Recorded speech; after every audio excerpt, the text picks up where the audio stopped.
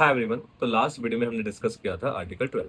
तो इस वीडियो में हम बात करेंगे आर्टिकल 13 क्या है। आर्टिकल 13 कहता है the law inconsistent with the fundamental right will be inconsistent. मतलब अगर कोई भी लॉ किसी भी फंडामेंटल राइट जो पार्ट 3 में मेंशन्ड है उसे वॉयलेट कर रहा है, इन्फ्रिंज कर रहा है या एब्रोगेट कर रहा है, तो वो लॉ वॉइड हो जाता है या फिर नल हो जाता है। सुप्रीम कोर्ट करती है ऐसा। अब इसमें 3 सबसेक्शन है। पहला सबसेक्शन ये कहता है कोई भी लॉ जो कि कॉन्स्टिट्यूशन के लागू होने से पहले इंडिया में इन्फोर्स था, मतलब 26 जनवरी 1950 से पहले जो भी लॉ इंडिया में चल रहे थे, अगर उसका कोई भी प्रोविजन, कोई भी लाइन या फिर कोई भी स्टेटमेंट अगर पार्ट 3 के फंडामेंटल राइट को इन्फ्रिंज करता है या करेगा या उसे एब्रोगेट कर रहा है, उसे वॉयलेट कर रहा है, तो वो लॉ भी क्या हो जाएगा, नल एंड वॉइड हो जाएगा।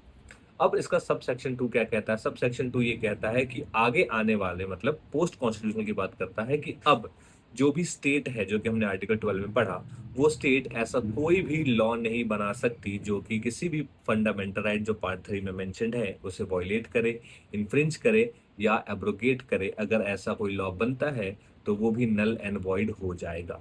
अब पार्ट 3 में, मतलब सब सेक्शन 3 में लॉ को डिफाइन किया है कि लॉ क्या है। लॉ एक बहुत ब्रॉड टर्म है। इसमें ऑर्डिनेंस भी आ सकता है, ऑर्डर भी आ सकता है, बाई लॉ आ सकता है, नोटिफिकेशन आ सकता है, रूल आ सकता है, कस्टम आ सकता है, यूसेज आ सकता है जिसे कानूनी तौर पे उस मान्यता प्राप्त है। तो ये है आर्टिकल 13 पूरा।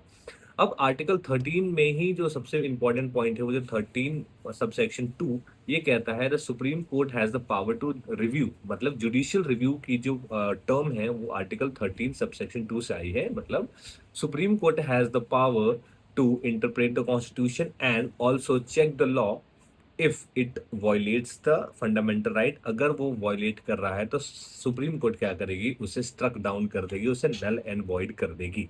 तो ये है पूरा आर्टिकल 13। तो अगर पसंद आया है तो लाइक करें, सब्सक्राइब करें, शेयर करें।